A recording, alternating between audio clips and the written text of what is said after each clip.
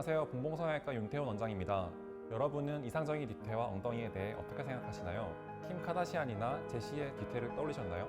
아니면 조금 더 슬림한 모델의 몸매를 떠올리셨나요? 이번 영상에서는 아름다운 뒤태와 엉덩이의 미적 기준에 대해 말씀드리려고 합니다. 우리 봉봉성형외과에서는 15년 이상 체형과 엉덩이의 아름다움에 대해 연구하고 진료를 해왔습니다.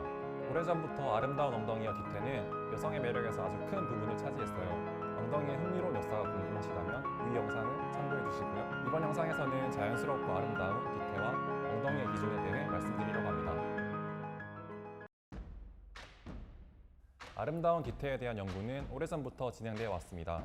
1993년 발표된 한 논문에서는 가장 얇은 허리 둘레를 가장 넓은 엉덩이 둘레로 나눈 값인 엉덩이 허리 비율이 0.7에 가까울수록 남성이 여성에게 매력을 느낀다는 연구 결과를 보고했습니다.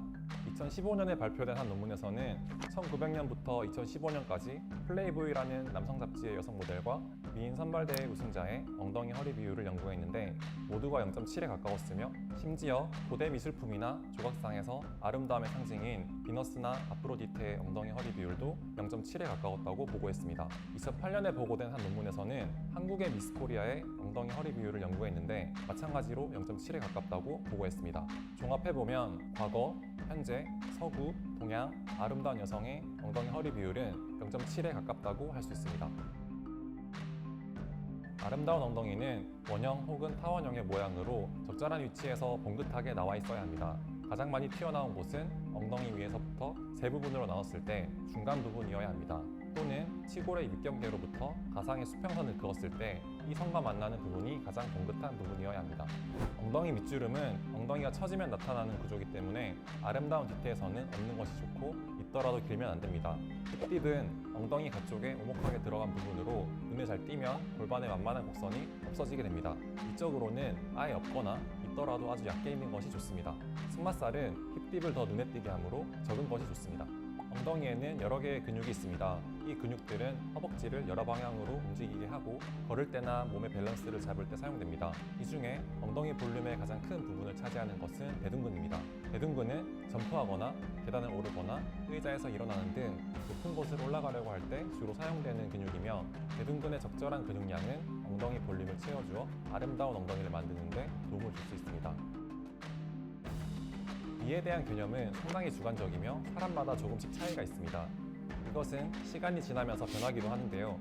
반복적으로 노출되는 이미지에 의해서도 미적 기준이 변할 수 있습니다. 현대에는 SNS에서 많은 이미지를 제공하기 때문에 그에 따라 미적 기준이 영향을 받고 있습니다.